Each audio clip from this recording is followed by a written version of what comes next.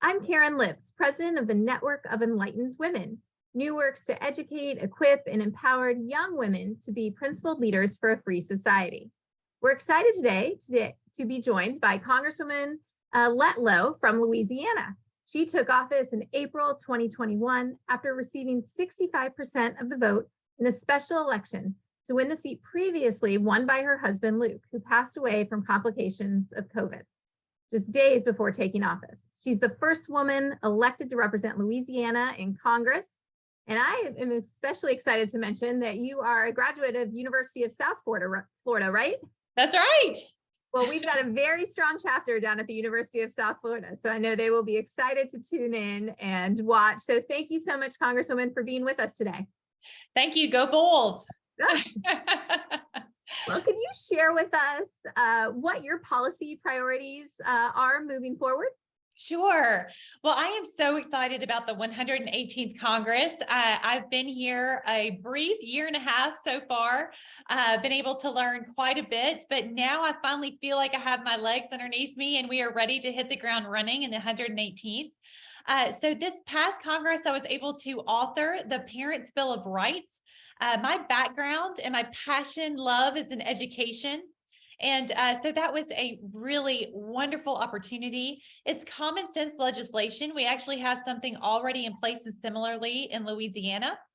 But it basically just says parents should always have a seat at the table when it comes to their child's education, and that it should be a true partnership between parents and the schools. So I'm excited that we're hopefully going to pass that in one of the top 10 bills out of the 118th Congress.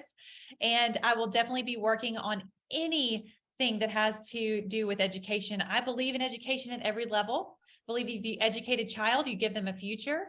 It's a way to elevate a region out of poverty. I have some of the highest poverty rates in my district alone. And so I believe education is the answer from early childhood, our K through 12 programs, our trade schools, community colleges, all the way to our four-year institutions. So that's where you will see me being a champion. Well, that's wonderful. We need more champions in that area. You know, our focus is on higher education, recruiting conservative university women to our organization. And we hear so much about the censorship that's now happening on campuses and also the bias. Could you talk about some of your work in the higher education space? Sure. Well, again, my background is in higher education, so this couldn't be a better fit today. But I'm passionate about that. We have freedom of speech for a reason, and we need people with all different opinions and matters, policy positions to be able to speak out and let their voices be heard. So I'm passionate about that to squelch some of that censorship that is happening on university campuses, and also encouraging young women to step up and let their voices be heard, and through organizations just like this. Oh, well, thank you for your work in that important area. And we're excited today to elevate your voice on this topic. It seems like in Congress, a lot of media is really focused on the squad and some of the more progressive women in Congress, and seems to convey this idea that they're representing women's voices. Could you talk about how the women get along in Congress, and also what women on the right are doing to make sure that an alternative voice is heard? Sure. One of the most surprising things that I have witnessed coming to Congress that you don't necessarily see on television is that there are some amazing people serving in Congress. So if you think about, there are extremes on both sides. You mentioned the squad. There's probably about 5 to 10 people on both sides that tend to soak up all of the airtime. And that's really what the majority of Americans see. And they think that we're just battling each other a day in and day out. But what I found to be true is quite the opposite. There are incredible people up here that we just put our heads down. We want to find solutions for the people that we serve. And we want to find ways to work together, believe it or not. I think that's what the American people want and deserve from their representatives. And that's where my heart is. That's what I'm passionate about. I'll give you a quick example of how you can make that happen. So the last Congresswoman to serve in the state of Louisiana in the House of Representatives was an incredible woman named Lindy Boggs from Louisiana. And she unfortunately had a similar story to mine. She lost her husband in an accident and ran for his seat and served for close to 20 years in Congress herself. And so right off the House chamber is a room for women to go to catch their breath, use the restroom. Believe it or not, this building was not built with women in mind. Can you believe that? So there's not a restroom close for us to be able to access. So they actually gave us this room. And would you believe that they named it after my hero that I was never able to meet? I wish I would have, but Lindy Boggs. It's the Lindy Boggs room. And so, as you can imagine, there are more Democrat women who serve in Congress right now. And so when you go into that room, the majority are Democrat women. Well, I see that as a huge opportunity for me to go in, and I sit down, I plop down, and here's this woman from Louisiana who happens to be a Republican. And we sit and we share and we talk about our dreams and our hopes and our future for our children and for their grandchildren. And that's when you really start to build relationships and work on legislation together and try to find opportunity that way. So that's just one example of how people are truly working together up here to try to find solutions for the people who we serve. Well, it's good to hear that there is some teamwork happening in Congress. I think we could use more of it on some of these important issues. And you mentioned education reform at the beginning.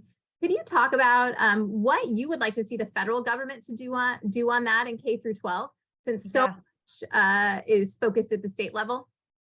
Yeah, and this is where I get a little bit wary, because I do believe that education is best left in local government and state government. I think sometimes the federal government can overextend its reach and create policy with unintended consequences that comes down on a federal level that can harm our K through 12 programs. So again, I believe that more of the local control and state control is needed, but there are some things that can come down from the federal level, such as Parents' Bill of Rights, that every parent should have the right to view your child's curriculum at any time. If these are our tax-paying dollars going to educate our children, then as a right, we should be able to view our children's curriculum.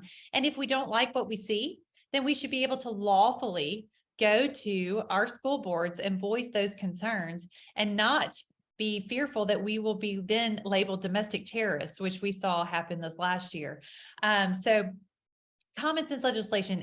If your child is going to receive medical care on a campus, then you as a parent should have the right to know about that beforehand and be present when it happens. And if there's any violent activity on a school campus, you as a parent should have the right to be notified when that happens. So these are things that I never thought I'd live in a country where we would have to have legislation that to enforce this, that it should just automatically be happening. But unfortunately, that's not the world where we find ourselves in right now. And, I think the silver lining that came out of the pandemic is that for the first time, moms and dads like me were sitting down with our kids and we were going through the curriculum and we were learning right along with them. And some parents did not like what they saw. And so they went to their school boards and voiced their concerns. And that's where the impetus for this specific legislation came from. So I think, again, we can do bits and pieces from the federal level, but for the most part, a lot of times we need to pull back the federal reins and let local and state governments do what we know they're best at. Well, I appreciate your remarks on that balance of being eager to identify problems and want to fix them, but also cautious of recognizing the important role of local leaders on this issue. That's right. Yeah. Now you mentioned being a mom of young children, and there's lots of efforts to get more moms in Congress. Yet as a mom of young children myself, it's a tough season to be away in evenings and I imagine take on some of the demands of being a member of Congress. Could you talk about what's worked for you, how you address that, and what you're doing to support other moms out there? Sure. Well, I think about the incredible women for centuries before me who have blazed the trail and done an amazing job showing me that it can be done and has been done. Women, we just get it done. And so I think that that's why it's so important for women to serve in government and serve in roles just like this, because we offer a different perspective, and we encounter things day in and day out that maybe some of our male counterparts don't necessarily have to deal with. And so I think it takes an incredible support system. But as a mom, you know that you have to have that. You surround yourself with that. Choose that partner wisely, who you choose in your life to be that partner with you that will really help pitch in, and so that you can both pursue your dreams and your careers. And I think it's important for our children to see us in our careers and working and serving other people. So I think it's just finding a routine that works for you. It helped me to be up here for a little while and see what worked and then what didn't, and I was able to pull back. But just finding that rhythm, finding a support team that will help you. It takes more than just one person to raise a child. So it's just all of those things coming together. But I would not, just because you are going to have a family, I would not let that deter you from seeking public office and serving in those roles. Well, can you talk about how your background as a conservative woman brings on different challenges? What specific challenges do you face as a conservative woman in Congress? I just don't think there's enough of us. And that's why I would encourage all the more for women to run for public office. I tell this story wherever I go that, when Luke, my husband who passed away, when he was running for the seat, we visited all 24 parishes. We have parishes in Louisiana instead of counties, and I represent 24 of them. Well, we were running, I say we, because it's a partnership, and I was supporting his dreams, but everywhere I went, we went to all 24 parishes. I came back and I said, honey, this was amazing. The people stole my heart, but where are all the women in local office and state office and federal office? Because I just did not see them on the trail. Where are they? So I was in his ear nonstop about it. And he finally just said, honey, you are 100% right, but why don't you do something about it? Quit complaining about it, be part of the solution, and maybe run for something one day where you feel called to run. Now, I thought I would probably run for school board, but God had other plans. But I would just encourage women, conservative women, to step up and run. I think I was the 31st woman on the Republican side for the 117th Congress. And when you think about, there were 208 of us total, I believe, Republicans, that's not enough. And I go back to saying that our voices need to be around the table. And so those conservative voices, and I go back to saying, talking about the Lindy Boggs room, there are more Democratic women who are serving. And so we need to at least match those numbers, if not surpass them, because our voices are important. And what do you think it does in Congress and for the conservative movement to have more conservative women voices represented? Sure, it legitimizes us, and it lends itself to that there are those strong conservative women out there, and that we do have opinions that matter and policy work that matters, and so we just need to amplify those voices and make sure that they're being heard, and continue pushing forward. Well, and I'd be curious, you came to Congress, obviously in an unplanned way. Right. Could you talk about what leadership skills in your background, maybe unexpectedly, have served you well in your role as Congresswoman? And what advice you'd give to young women who want to be leaders in terms of what skills they should be developing now as students? Sure. Well, you're absolutely right. I did not see this fork in the road coming for me. I thought I would spend the rest of my career in higher education. But again, sometimes God has other plans for you. But I would encourage you, if you feel called and led to serve, especially in public office, that there is a path for you. You just start planning it now. And so you can't just wait for doors to magically open. Sometimes they will, sometimes they won't. But if you start putting the wheels in motion right now and planning that out, then that's so important. And then for leadership skills, things that have prepared me for such a time as this, as we learned about in Esther, everything in my life has been leading me to this one moment in time. I see that very clearly, even the really tough times and the really tough challenges. I'll give you an example. 3 years ago, I was met with an opportunity to take a really big leap of faith and apply to become the president of the university that I was serving at. And I Oh, I wow. thought, wow, I could think of a million reasons why I wasn't ready, why I wasn't qualified. I could hear the voices in my head of people, naysayers, that would say, "Who does she think she is? She has 2 small children. Her husband's running for Congress." All of these reasons why I wasn't ready for that role.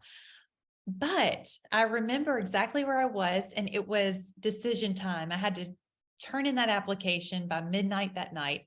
And I was in the middle of one of those late night feedings, and you know exactly what I'm talking about with 2 young kids, and I was just rocking my daughter, and my first daughter, and I was looking down at her and I was thinking, the thought popped into my head, what would I tell her to do?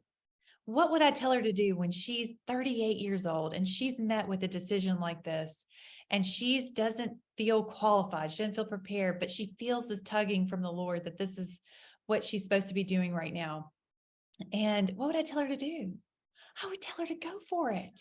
I would tell her to just go all in, because you're going to learn something from this regardless of what the outcome is. And I have to tell you, I didn't get it.